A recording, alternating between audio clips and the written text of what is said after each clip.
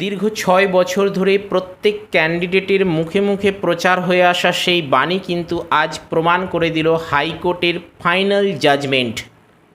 এই জাজমেন্ট আমাদের কাছে চিরস্মরণীয় হয়ে থাকবে। এই জাজমেন্ট একইভাবে কিন্তু দুর্নীতিগ্রস্তদের সাজা দেবে, যেমন একদিকে তেমনি কিন্তু তাদেরকেও শিক্ষা দিয়েছে দুর্নীতি করাটা কতটা মহাপাপ, কতটা বেদনাদায়ক, কতটা শাস্তিমূলক হতে পারে, সেটা কিন্তু সমগ্র রাজ্যবাসীর পাশাপাশি সমগ্র দেশ আজকে দেখতে চলেছে। 2016 সালে যে স্কুল শিক্ষা দপ্তর থেকে নিয়োগ করা হয়েছিল, সেটা 9-10 হোক, সেটা 11-12 হোক, সেটা গ্রুপ সি হোক কিংবা গ্রুপ ডি, এতগুলো পোস্টে যে নিয়োগ করা হয়েছিল সেখানে কিন্তু মুড়ি মুড়কির মতো দুর্নীতি হয়েছিল এবং সেই দুর্নীতির অবসান ঘটিয়েই কিন্তু আজ মহামান্য আদালত ঐতিহাসিক রায় প্রদান করেছে। এবং সেই কী রায় প্রদান করেছে আপনারা সকলেই জানেন যে 2016 সালে যে প্যানেল, সেই প্যানেল কিন্তু সম্পূর্ণ দুর্নীতিগ্রস্ত। সেই সঙ্গে যে নিয়োগ হয়েছে সেই নিয়োগও কিন্তু সম্পূর্ণ দুর্নীতিগ্রস্ত। সেই দুর্নীতি এতটাই চরম পর্যায়ে পৌঁছেছে যেখানে ভালোকে, খারাপকে, সৎকে, অসৎকে, কে স্বচ্ছভাবে নিয়োগ হয়েছে, কে দুর্নীতি করে টাকা দিয়ে নিয়োগ হয়েছে, কে স্বজন পোষণ করে ওএমআর সিটকে বিকৃত করে নিয়োগ হয়েছে, চাকরি পেয়েছে এবং দীর্ঘ 6 বছর ধরে সসম্মানে শিক্ষকতা করছেন, সসম্মানে চাকরি করছেন বিভিন্ন পোস্টে, তার কিন্তু অবসান ঘটিয়ে দিল, সম্পূর্ণ মুখোশ খুলে দিল। বেদনাদায়ক এইটাই, যারা স্বচ্ছভাবে নিয়োগ হয়েছে তাদেরও চাকরি বাতিল হয়েছে, তাদেরকেও টাকা ফেরত দিতে বলা হয়েছে। কিন্তু এটা হওয়ারই ছিল, কেননা যেখানে সৎকে অসৎকে যেখানে ধরা যাচ্ছে না একেবারেই, সেখানে এটা করা ছাড়া আর কোনো উপায় নেই। সে ব্যাপারেও কিন্তু আলোকপাত করেছেন মাননীয় বিচারপতি। 2016 সমগ্র প্যানেল কিন্তু বাতিল করেছে হাইকোর্ট এবং সেই সঙ্গে সেই প্যানেল এবং নিয়োগকে দুর্নীতিগ্রস্ত বলেও কিন্তু দাবি করেছেন, নির্দেশ দিয়েছেন, নতুন নিয়োগের নির্দেশ দিয়েছেন সেই সঙ্গে হাইকোর্ট থেকে। আজকের এপিসোডে এ ব্যাপারটাই আমরা ডিটেলসে আলোচনা করে নেব। আপনারা বিভিন্ন টিভিতে কিংবা খবরের চ্যানেলে কিংবা নিউজ পেপারে এ ব্যাপারে ডিটেলস তথ্য জেনেছেন, কিন্তু আজকের এপিসোডে আমরা একটু অ্যানালিসিস করব অন্যরকমভাবে। যেটা গত এপিসোডে আমরা করেছিলাম সেই অ্যানালিসিসের সঙ্গে এখানে মিল আছে, কেননা সেখানে আপনাদের পরামর্শ নিয়ে, আমাদের কিছু চিন্তাভাবনা নিয়ে এবং বিশেষজ্ঞ বা বিভিন্ন অভিজ্ঞ শিক্ষক মণ্ডলীর কাছ থেকে বিভিন্ন তথ্য নিয়ে যে এপিসোড আমরা বানিয়েছিলাম তার সঙ্গে কিন্তু এখানে অনেকটাই মিলে গেছে। মিলে যাওয়া স্বাভাবিক, কেননা ন্যায়ের পক্ষে সকলের রায়দানি কিন্তু যায়। আমরা একটু চিন্তাভাবনা করে নেব, একটু মনে করে নেওয়ার চেষ্টা করব গত 1 বছর বা তারও পূর্বে প্রাক্তন বিচারপতি, সেই সময়ের বিচারপতি যিনি বর্তমানে এই পদ থেকে পদত্যাগ করেছেন, তিনি ছিলেন অভিজিৎ গাঙ্গুলি। সেই অভিজিৎ গাঙ্গুলি কিন্তু এই পোস্টগুলিতে চাকরি বাতিলের প্রথম নির্দেশ দেন সিঙ্গেল বেঞ্চ থেকে, কিন্তু পর্ষদ তাকে চ্যালেঞ্জ করে হাইকোর্টেরই ডিভিশন বেঞ্চে যায়। দেখুন, আমি তীরচিহ্ন করে সেটাই একটু অঙ্কন করে আপনাদের বোঝানোর চেষ্টা করছি। সেই ডিভিশন বেঞ্চও কিন্তু এই অভিজিৎবাবুর রায়কে বহাল রাখেন, কিন্তু সেখানেও পর্ষদ থেমে থাকেনি। পর্ষদ সরাসরি চলে যায় সুপ্রিম কোর্টে এবং সুপ্রিম কোর্ট কিন্তু সেখানে পর্ষদকে কিছুটা স্বস্তি দেয়। একই সঙ্গে দুর্নীতিপরায়ণ শিক্ষকদের কথাটাও ভেবে বা তাদের দিকটা একটু মানবিক হয়ে কিন্তু তাদের চাকরি বহাল রাখেন, তবে সেটা থাকে কিন্তু শর্ত সাপেক্ষে, অর্থাৎ কন্ডিশনালি। এবং সেই সঙ্গে সেই বিচার ব্যবস্থাকে বা সেই জাজমেন্টকে বা সেই পর্যবেক্ষণ করার জন্য সেটা পুনরায় পাঠিয়ে দেওয়া হয় এই ডিভিশন বেঞ্চে, অর্থাৎ হাইকোর্টেরই ডিভিশন বেঞ্চে, এবং নির্দেশ দেওয়া হয় আগামী 6 মাসের মধ্যে এই ব্যাপারটা সম্পূর্ণ পর্যবেক্ষণ করে সুষ্ঠুভাবে সেটা সমাধান করতে, এবং সেই সময়সীমা এবারে শেষ হতে চলেছে। তার মানে এই নয় যে আজ 22শে এপ্রিলই শেষ তারিখ, আগামী 9ই এপ্রিল শেষ তারিখ, কিন্তু তার পূর্বেই ফাইনাল জাজমেন্ট ঘোষণা করে দিলেন বর্তমান হাইকোর্টের বিচারপতিদ্বয়। এবং এই বিচারপতিদ্বয় যেমন ফাইনাল জাজমেন্ট দিলেন, সেই সঙ্গে আরও অনেক নির্দেশ দিলেন। সেটা নিয়োগ প্রক্রিয়া থেকে শুরু করে যারা দুর্নীতি করেছেন তাদের বিরুদ্ধে কী ব্যবস্থা নেওয়া যাবে, তাদের বিরুদ্ধে কিভাবে পর্যবেক্ষণ করা হবে, তাদের বিরুদ্ধে কিভাবে তদন্ত চালানো হবে, সেই সঙ্গে এই যে চাকরি বাতিল করা হলো, সেই চাকরি যাদের বাতিল হলো তারা যে এতদিন বেতন পেয়ে আসছেন, সেই বেতন তারা কবে জমা দেবে, কিভাবে জমা দেবে, বেতন আদৌ ফেরত দেওয়া হলো কি না সেটা কারা পর্যবেক্ষণ করবে, সেই সঙ্গে এই যে শূন্য পদগুলোয় আবার নতুন করে কিভাবে রিক্রুট করা হবে, কোথা থেকে কিভাবে রিক্রুট করা হবে, কত সময়ের মধ্যে রিক্রুট করা হবে ইত্যাদি সমস্ত ব্যাপারটা কিন্তু আজকে পুঙ্খানুপুঙ্খভাবে বিচারপতিরা 281 পেজের ডিটেলসে কিন্তু আলোচনা করে দিয়েছেন এবং সেই মোতাবেক কিন্তু নিয়োগ প্রক্রিয়ার নির্দেশ দিয়েছেন।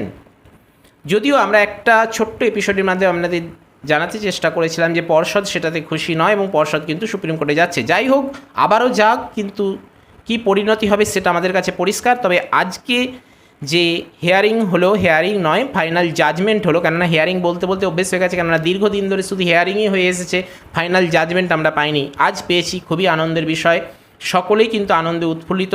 তবে আমরা এখানে দেখে নেব যে কোন কোন দিকগুলিকে বিচারপতি মান্থা বিশেষভাবে নজর দিয়েছেন, বিশেষভাবে গুরুত্ব দিয়েছেন এবং সবথেকে গুরুত্বপূর্ণ বিষয় যে এগুলো আমাদের জেনে রাখা দরকার। কারণ এইখানে মধ্য দিয়ে কিন্তু আমরা পরবর্তী নেক্সট যে নতুন নোটিফিকেশান আসবে সে তারও একটা আভাস পাবো। পর্ষদ কতটা স্বচ্ছতা আনবে সেই দিকটাও আমরা দেখতে পাবো। আমরা মেনলি আজকে আলোচনায় যে দিকগুলোকে ফোকাস করার চেষ্টা করব সেগুলো হলো কোন কোন দুর্নীতির কারণে এই চাকরি বাতিল হলো। এই চাকরি তো বাতিল হয়েছে আমরা জানি, কিন্তু কোন কোন দুর্নীতি, অর্থাৎ মেন কোন কোন দুর্নীতিগুলিকে বিচারপতিদ্বয় বিশেষভাবে প্রাধান্য দিয়েছেন, বিশেষভাবে নজর দিয়েছেন, বিশেষভাবে গুরুত্ব দিয়েছেন, এ ব্যাপারে মহামান্য হাইকোর্ট কী নির্দেশ দিচ্ছেন সেটাও জেনে নেব। এবং একটা বিষয়, অর্থাৎ এখানে ব্যতিক্রমী একটা ক্যান্ডিডেট রয়ে যাচ্ছেন যিনি হলেন ক্যান্সার জয়ী সোমা দাস।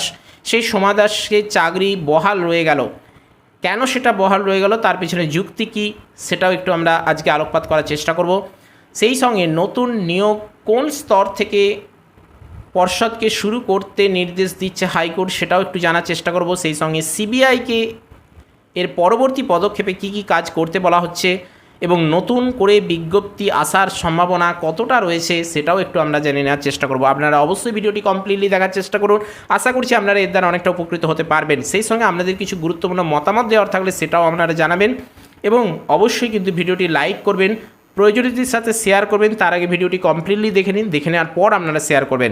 আর যদি সাবস্ক্রাইব করে না থাকেন এখনই সাবস্ক্রাইব করে দিন বা একটু পরেই করে দিন, কেননা আপনাদের উৎসাহই আমাদের এগিয়ে চলার একমাত্র পাথেয়। দেখুন, প্রথমেই যে বিষয়টার দিকে চোখ রাখবো সেটা হলো যে সকল দুর্নীতির কারণে চাকরি বাতিল হলো। দেখুন, বিচারপতি মান্থা কিন্তু প্রথমেই বলে দিয়েছেন যে 2016 যে নিয়োগ হয়েছে, প্যানেল হয়েছে, সেটা কিন্তু টোটালি কিন্তু ভুয়ো, টোটালি কিন্তু দুর্নীতিগ্রস্ত এবং টোটালি এটা অবৈধ নিয়োগ হয়েছে। স্বাভাবিকভাবেই সেটা কিন্তু টোটালটাই বাতিল করে দেওয়া ছাড়া উপায় নেই এবং সেই মোতাবেক কিন্তু এবারেও তার ব্যতিক্রম ঘটল না। এই দুর্নীতির যে যে কারণে চাকরি বাতিল হলো সেগুলো দেখুন আমরা একে একে উল্লেখ করার চেষ্টা করছি। প্রথম রয়েছে ওএমআর কারচুপি করে চাকরি পেয়েছে যারা, তাদের চাকরি কিন্তু বাতিল হলো, বা চাকরি বাতিল হলো এই কারণেই কারণ ওএমআর কারচুপি করে চাকরি পেয়েছে। প্যানেলে নাম থাকা সত্ত্বেও কিন্তু চাকরি পেয়েছে, আবার র্যাঙ্ক জাম্প করে চাকরি পেয়েছে, আবার কেউ কেউ প্যানেলের মেয়াদ উত্তীর্ণ হওয়ার পরেও চাকরি পেয়েছে। বিগত এপিসোডে আমরা এই ব্যাপারগুলো একদম ছকের আকারে ডিসকাস করার চেষ্টা করেছি। কতজন ক্যান্ডিডেট প্যানেল উত্তীর্ণ হওয়া সত্ত্বেও চাকরি পেয়েছে, কতজন জন্য ভ্যাকেন্সি পোস্ট বের করা হয়েছিল কিন্তু নিয়োগ করা হয়েছে কতগুলো এক্সট্রা, এই সকল, এবং তাদের বেতন এই 6 মাসে কতটা জমেছে, এই সকল ব্যাপারগুলো আমরা আলোচনা করার চেষ্টা করেছি। তবে মেনলি যে বিষয়গুলোর কারণে বা যে দুর্নীতিগুলোকে বিশেষভাবে বিচারপতিদ্বয় আজকে প্রাধান্য দিয়েছেন বা সমগ্র বিচার ব্যবস্থায় বিশেষ করে প্রাধান্য দিয়েছেন সেগুলো হলো এগুলোই, অর্থাৎ ওএমআর কারচুপি থেকে চাকরি পেয়েছে, প্যানেলে নাম থাকা না সত্ত্বেও চাকরি পেয়েছে, র্যাঙ্ক জাম্প করে কেউ কেউ চাকরি পেয়েছে, আবার প্যানেলের মেয়াদ উত্তীর্ণ হয়ে যাওয়া সত্ত্বেও কিন্তু চাকরি পেয়েছে। অর্থাৎ কতটা ভয়াবহভাবে বা কতটা দুর্নীতি করে চাকরি পেয়েছে সেগুলো কিন্তু আমাদের কাছে পরিষ্কার হয়ে আসছে। এই সকল কারণে কিন্তু চাকরি বাতিল করে দেওয়া হলো। এবারে আসি 281 পাতায় যে মহামান্য হাইকোর্টের নির্দেশাবলী প্রকাশিত হয়েছে, সেখানে 281 পাতা তো আর এই মুহূর্তে দেখানো সম্ভব নয় আর পড়ারও সম্ভব নয়, কিন্তু মেন জায়গাগুলোকে আমাদের জেনে নিতে হবে। সেই 281 পাতার যে নির্দেশাবলী রয়েছে সেটা আমরা টেলিগ্রাম গ্রুপে শেয়ার করে দিচ্ছি, পোস্ট করে দিচ্ছি। আপনারা ডেসক্রিপশন বক্সে দেওয়া লিঙ্কে ক্লিক করে সেখানে জয়েন হয়ে যান এবং সেখান থেকে সংগ্রহ করে নিতে পারেন, কোনো অসুবিধে নেই। আমরা কিছুক্ষণের মধ্যেই সেটা দিয়ে দিচ্ছি। এসএসসি বোর্ডকে কী নির্দেশ দেওয়া হয়েছে তারপরে জানবো ওখানে সিবিআইকে কী নির্দেশ দেওয়া হয়েছে। প্রথমে আসি এসএসসি বোর্ডকে কী নির্দেশ দেওয়া হয়েছে। দেখুন, প্রথমে বলা হচ্ছে যে সমগ্র নিয়োগ প্রক্রিয়া বাতিল করা হলো, অর্থাৎ এসএসসি বোর্ডকে প্রথমেই বলে দিচ্ছে যে আপনাদের এই সমগ্র নিয়োগ প্রক্রিয়াটা কিন্তু বাতিল করে দেওয়া হলো। নেক্সট, আগামী 4 সপ্তাহের মধ্যে, অর্থাৎ মাত্র 28 দিনের মধ্যে কিন্তু 12% সুদে সমস্ত প্রাপ্ত বেতন কিন্তু ফেরত দিতে হবে। 12% সুদে বলতে এটা বার্ষিক 12% সুদে, অর্থাৎ সুদ সহ যত টাকা পেয়েছেন তার কিন্তু ক্যান্ডিডেটদেরকে ফেরত দিতে হবে মাত্র 28টা দিনের মধ্যে। কত টাকা ফেরত দিতে হবে তার একটা অ্যাপ্রক্স আমরা এপিসোডে অর্থাৎ গত এপিসোডে আলোচনা করেছিলাম, সেটাও আপনারা দেখে নিতে পারেন, ডেসক্রিপশন বক্সে তার লিঙ্ক দেওয়া থাকছে। প্রতিটি জেলায় ডিএমকে এই টাকা আদায় করতে হবে, অর্থাৎ টাকা আদায় করবে কারা সেটাও নির্দেশ দিচ্ছেন, সমস্ত পুঙ্খানুপুঙ্খভাবে সাজিয়ে দিয়েছেন আজকে। প্রতিটি জেলার ডিআইকে এই টাকা আদায় হয়েছে কি না তা হাইকোর্টে জমা দিতে হবে। দেখুন, ডিএম এই টাকাটা আদায় করবে, আর ডিআই প্রতিটা জেলায় শিক্ষা দপ্তর রয়েছে, সেই শিক্ষা দপ্তরের যে হেড অর্থাৎ ডিআই, সেই ডিআই কিন্তু এই টাকা যথাযথভাবে কালেক্ট হয়েছে কি না সেটা কিন্তু হাইকোর্টকে জানাবে। সমস্ত ওএমআর সিটের কপি আপলোড করতে হবে, অর্থাৎ যে সকল ক্যান্ডিডেটরা পরীক্ষা দিয়েছেন 23 লক্ষের মতো, সেখানে সেই সকল ক্যান্ডিডেট প্রত্যেকটা ওএমআর সিট কিন্তু আপলোড করতে হবে। এবং আরেকটা দেখুন ইন্টারেস্টিং ব্যাপার, আগামী 15 দিনের মধ্যে এসএসসি নতুন বিজ্ঞপ্তি প্রকাশ করবে এবং সেখানে 24,639 ভ্যাকেন্সির জন্য, অর্থাৎ 24,639 ভ্যাকেন্সি, এখানে কিন্তু 24,640টা ভ্যাকেন্সি হবে। এই একজন কোথায় গেল? ওই একজন হলেন সোমা দাস, তার কথায় আসছি ডিটেলস, দাঁড়ান। তার আগে বলি সকলে আবেদন করতে পারবে যাতে, কেননা এই যে ভ্যাকেন্সি পোস্ট আবার বের করা হবে এবং সেখানে কিন্তু ওই মানে যারা 2016 পরীক্ষা দিয়েছিলেন এবং সেই সকল ক্যান্ডিডেটরাই কিন্তু এখানে আবেদন করতে পারে। তার মানে যে এখন যারা বর্তমানে আমরা রয়েছি বা যে সকল ক্যান্ডিডেটরা রয়েছি তারা যে আবেদন করতে পারবেন তা কিন্তু নয়, ওই সময় যারা 2016 পরীক্ষা দিয়েছিলেন তারা কিন্তু এখানে আবেদন করতে পারবেন। প্রত্যেকের স্ক্যান কপি দেখার পর সেখান থেকে নতুন করে নিয়োগ হবে, অর্থাৎ ওখানে কিন্তু 15 দিন পরে বিজ্ঞপ্তি প্রকাশ করা হবে। তারপরে কিন্তু যে সকল ক্যান্ডিডেট 2016 ওই গ্রুপ সি, গ্রুপ ডি, 9, 10, 11, 12-এ অংশগ্রহণ করেছিলেন তারা এখানে ফর্ম ফিল আপ করবেন। ফর্ম ফিল আপ করার পর কিন্তু তাদের যে ওএমআর সিটগুলো আছে সেই ওএমআর সিটগুলোকে পুনর্মূল্যায়ন করা হবে, তারপরে আবার র্যাঙ্ক তৈরি করা হবে এবং সেই র্যাঙ্কের ভিত্তিতে ইন্টারভিউ ডাকা হবে। ইন্টারভিউয়ের পর তাদের মেরিট লিস্ট প্রকাশ করা হবে, তারপরে কাউন্সেলিং এবং প্যানেল যা হয় সেইভাবেই কিন্তু হবে। সেই ব্যাপারটাই কিন্তু এখানে পরপর একের পর এক সাজিয়ে দিয়েছেন বিচারপতি মান্থা। অবশ্যই কিন্তু আপনারা লাইক করতে পারেন, প্রয়োজনের সাথে শেয়ার করবেন ভিডিও দেখার পরে, এবং যদি সাবস্ক্রাইব করে না থাকেন এবারে আপনারা সাবস্ক্রাইব করে দিতে পারেন। বেশ, এবারে আসি সিবিআইকে কি নির্দেশ দিয়েছেন বিচারপতি দ্বয়। দেখুন, সিবিআইকে মানে এতদিন তো সিবিআইয়ের যে তদন্ত সেগুলোর উপর ভিত্তি করেই কিন্তু এই রায়দানটা করলেন। তো যারা দুর্নীতি করে চাকরি পেয়েছে তাদের তো শাস্তি হলো, কিন্তু যার দেশ দ্বারা দুর্নীতিটা হয়েছে সেই যে বড় বড় মাথা বা রাঘব বোয়াল যেগুলোই বলা হোক না কেন, তাদেরকে তো শাস্তি দিতে হবে। এদের চাকরি গেল, টাকাও ফেরত দিতে হবে, এর থেকে ভয়ানক শাস্তি কিছু নেই। আর যারা টাকাটা নিয়েছিল, দুর্নীতি করেছিল, তাদের কি হবে? তাদের জন্য কিন্তু সিবিআইকে নির্দেশ দেওয়া হচ্ছে যে মেয়াদ উত্তীর্ণ অতিরিক্ত শূন্যপদ নিয়ে কিন্তু তদন্ত করা হবে। অর্থাৎ মেয়াদ উত্তীর্ণ বলতে মেয়াদ, প্যানেলের মেয়াদ শেষ হয়ে গেছে তারপরেও নিয়োগ করেছে, সেই নিয়োগটা কিভাবে হয়েছে, কাদের দ্বারা হয়েছে, কারা এর সঙ্গে যুক্ত, তাদেরকে খুঁজে বার করতে হবে। এবং সে ব্যাপারে কি বলা হচ্ছে দেখুন, এই তদন্ত চালাবে সিবিআই। অপরাধীদের জিজ্ঞাসাবাদের নির্দেশ সিবিআইকে, অর্থাৎ তারা কিন্তু তাদেরকে ধরে ধরে জেরা করতে পারেন এবং সে ব্যাপারে তাদেরকে কিন্তু অনেকটাই হেল্প করার জন্য বলা হচ্ছে যে যাকে প্রয়োজন তাকেই তারা হেফাজতে নিয়ে জিজ্ঞাসাবাদ করতে পারবে। কেননা যেহেতু দুর্নীতি প্রমাণিত হয়ে গেছে, যেহেতু শাস্তি প্রদান পর্যন্ত হয়ে গেছে, তাহলে তোমাদেরকে তো ছেড়ে দেওয়া যায় না, বা আপনাদেরকে তো এখানে ছেড়ে বা বুক ফুলিয়ে ঘুরে বেড়ালে বা হাওয়া খেয়ে ঘুরে বেড়ালে তো চলবে না। তাদেরকে কিন্তু হেফাজতে নিয়ে অর্থাৎ কাস্টাডিতে নিয়ে কিন্তু জেরা করতে পারে সিবিআই। তেমনই কিন্তু এখানে রক্ষা কবচ দেওয়া হলো, তেমনই কিন্তু নির্দেশ দেওয়া হলো, তেমনই কিন্তু তাদেরকে পারমিশন দেওয়া হচ্ছে। বেশ, আমরা কিন্তু এই ব্যাপারটা নতুনভাবে দেখছি না। আমরা গত এপিসোডেও বলেছিলাম, এপিসোডেও বলবো যে একটু যদি আমরা পিছনের দিকে তাকিয়ে দেখি যে এই যে ব্যাপারটা বা এই ব্যাপারটা আমাদের কাছে মুখের কাছে এসেছিল বা এই ব্যাপারটা আমাদের চোখের সামনে পরিষ্কার হয়ে গিয়েছিল, যদি আমরা একটু লক্ষ্য করি পরেশ অধিকারীর কন্যা অঙ্কিতাকে দেখে।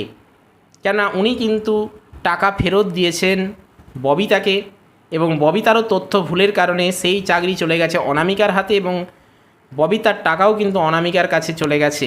যদিও তিনি এখনও টাকা পাননি, তার ফাইনাল জাজমেন্ট হওয়ার পরেই, বিচারের ফাইনাল জাজমেন্ট হওয়ার পরেই কিন্তু পাবেন। আপাতত তিনি কিন্তু চাকরি পেয়ে গেছেন এবং চাকরি করছেন। যার জন্য আমরা এখানে লিখেছি যে অঙ্কিতার উপরে লিখেছি দুর্নীতিগ্রস্তভাবে চাকরি পেয়েছেন, আর ববিতা কিন্তু পেয়েছেন তার ভুল তথ্য জমা দিয়ে সেই চাকরিটা পেয়েছেন। সেখানে 2 নম্বর বা 3 নম্বরে একটা প্রবলেম হয়েছিল। তো যাই হোক, উনি ফর্ম ফিল আপের সময় 2 নম্বর বেশি লিখে ফেলেছিলেন, যার জন্য কিন্তু ওনার র্যাঙ্কটা একটু এগিয়ে যায় অনামিকার থেকে। কিন্তু দেখা যায় যখন ধরে ফেলা হয় বা প্রমাণিত হয়ে যায় যে তিনি ভুল তথ্য দিয়েছেন, তখন কিন্তু তার চাকরিটা চলে গেল অনামিকার কাছে। এবং স্বাভাবিকভাবেই কিন্তু দেখুন জাম্প করে করে টাকাটা কিন্তু একদম শেষ মুহূর্তে অনামিকার কাছে যাচ্ছে, এবং তার জন্য কিন্তু আমরা এখানে লিখেছি ন্যায্য অধিকারী, ওই চাকরিটা ন্যায্য অধিকারী। আমি বলতে চাইছি এই কথাটাই যে একটু পিছিয়ে গিয়ে আমরা যখন দেখতে পাচ্ছি পরেশ অধিকারীর কন্যা, এমএলএ পরেশ অধিকারীর কন্যা অঙ্কিতা অধিকারী চাকরি পাচ্ছেন, ববিতা সরকার আবার ঠিক একইভাবে যেভাবে টাকাগুলোকেও পাল্টে পাল্টে দেওয়া হচ্ছে, ফেরত দেওয়া হচ্ছে, সেইটারই কিন্তু অর্থাৎ সেটাকে যদি আমরা টেলার হিসেবে ধরি তাহলে এটা কিন্তু একটা বড় ফিল্ম। কেমন, আমি ছোট করব না, হেও করছি না, আমি মানে যদি সেটা হয়ে যায় সেটা আমারই অজান্তে, সরি ফর দ্যাট। মানে আমি বলতে চাইছি এটা একটা টেলার ছিল, আর আজকে কিন্তু সেটা একটা মহাকাব্যের রূপ লাভ করলো। অর্থাৎ তার কিন্তু ব্যতিক্রম ঘটেনি। আমরা গত এপিসোডে বলেছিলাম যে পিছনের দিকে তাকিয়ে যদি আমরা এগুলো দেখতে পাই, এবং এখানে কিন্তু ন্যায় বিচার হয়েছিল, ন্যায্য অধিকার লাভ হয়েছিল, তাহলে এক্ষেত্রেও তার কিন্তু ব্যতিক্রম ঘটবে না, এবং সেটাই কিন্তু প্রমাণিত হয়েছে। খুবই আনন্দের বিষয়। তো আমরা কিন্তু আজকের এপিসোডে মেনলি যে বিষয়গুলোকে দেখলাম সেটা হলো কি নির্দেশ দিয়েছেন, আবার একইভাবে আগামী পদক্ষেপ কী হতে পারে সেটাও কিন্তু বিচারপতি পরিষ্কারভাবে নির্দেশ দেওয়ার পাশাপাশি জানিয়ে দিয়েছেন। একই সঙ্গে দুর্নীতিগ্রস্ত যারা চাকরি পেয়েছে তারাও তাদের চরম পরিণতি কী হতে পারে সেটার প্রতিও অনেকটা ওয়াকিবহল হতে পেরেছেন, এবং সবথেকে আনন্দের বিষয় যে দুর্নীতিকে ঠেকানো যাচ্ছে কি না। দুর্নীতিকে ঠেকানো একদমই সম্ভব, তা কিন্তু আজকের রায়দানের মধ্য দিয়ে আমাদের কাছে পরিষ্কার হয়ে গেছে। তো এবার আমাদের যেটা প্রশ্ন যে নতুন করে বিজ্ঞপ্তি কবে আসবে, সেক্ষেত্রে বলি বিচারপতি কিন্তু নতুন করে যে চাকরিগুলো বাতিল হয়ে গেল তাদেরকে নিয়োগের নির্দেশ দিয়েছেন। সেই নির্দেশ যে শুধু তিনি দিয়ে দিয়েছেন তা নয়, তিনি কিন্তু বলে দিয়েছেন যে ওই যে বললাম 15 দিনের মধ্যে নোটিফিকেশান দিতে হবে ইত্যাদি ইত্যাদি। আবার তিনি এটাও বলেছেন যে লোকসভা ভোট যেহেতু এখন চলছে তাই এই মুহূর্তে কিছু করা সম্ভব নয়, তবে লোকসভা ভোট কমপ্লিট হওয়ার 15 দিনের মধ্যেই অর্থাৎ 2 সপ্তাহের মধ্যেই কিন্তু বিজ্ঞপ্তি দিতে হবে, এবং সেই মোতাবেক কিন্তু পর্ষদকে যতটা দ্রুত সম্ভব কিন্তু নিয়োগটা কমপ্লিট করতে হবে। তবে আমরা ধারণা করতে পারি আমাদের যেটা অ্যানালিসিস বলছে বা ক্যালকুলেশন বলছে কিন্তু 6 মাসের আগে করা সম্ভব নয়, কেননা বিজ্ঞপ্তি প্রকাশ করা, ফর্ম ফিল আপ করা, সেগুলোকে ওই ওএমআর সিটগুলোকে পুনরায় ক্যালকুলেশন করা, তার র্যাঙ্ক তৈরি করা, তাদেরকে ইন্টারভিউয়ের জন্য ডাকা, ইন্টারভিউ নেওয়া, তারপরে প্যানেল তৈরি করা, তারপর তাদের কাউন্সেলিং করা, তারপরে তাদের জয়েনিং বা নিয়োগ করা। তো এই সমস্ত প্রক্রিয়াটা কমপ্লিট করতে কিন্তু মিনিমাম 6 মাস লাগবে। তাই 6 মাস লাগলে আমাদের কিন্তু 25 সাল জানুয়ারি মাসের দিক করে বা 25 সালের 24শে ডিসেম্বরের করেই কিন্তু আমরা নতুন বিজ্ঞপ্তি পেতে পারি। সেরকমই একটা চিন্তাভাবনা বা সেরকমই কিন্তু একটা দিক আসছে, কেননা এতগুলো চাকরি বাতিল হয়ে গেল, যেখানে নিয়োগ নেই গত 6 বছর, সেখানে এতগুলো চাকরি বাতিল হয়ে গেল। এটা কিন্তু পর্ষদের কাছে খুবই কিন্তু একটা কি বুঝতেই পারছেন, আমার বলার কিছু নেই। তো এই হলো মেন ব্যাপার। যে সকল ক্যান্ডিডেট বলছিলেন যে রাজ্যে বা দেশে সুবিচার পাওয়া যাবে না, তারা একটু এগুলো চিন্তাভাবনা করুন, দেখুন যে সব সময় ভালোই হবে, খারাপ কিন্তু কিছু হবে না। যা হচ্ছে ভালোই হচ্ছে, যা হবে ভালোই হবে। দুর্নীতি বেশি দিন টেকে না। দুর্নীতি ওই বিদ্যুতের চমকের মতো, হঠাৎ আসে কিন্তু তার স্থায়িত্ব থাকে না। সেটাই কিন্তু আজকের রায়দানের মধ্য দিয়ে আমাদের কাছে পরিষ্কার হয়ে গেছে। নেক্সট এপিসোডে এ ব্যাপারে আরও ডিটেলস তথ্য আমরা আনব। অবশ্যই আপনারা ভিডিওটি লাইক, পাশাপাশি এবারে আপনারা শেয়ার করতে পারেন। ভিডিওটির শেষ পর্যায়ে এসে গেছি আমরা, এপিসোডের শেষ পর্যায়ে এসে গেছি, এবং যদি সাবস্ক্রাইব করে না থাকেন অবশ্যই সাবস্ক্রাইব করুন, কেননা আপনাদের উৎসাহই আমাদের এগিয়ে চলার একমাত্র পাথেয়। তো চলুন, আপনাদের সাফল্য, আপনাদের অগ্রগতি কামনা করে আজকের এপিসোড আমরা এখানেই শেষ করছি। জয় হিন্দ, বন্দে মাতরম।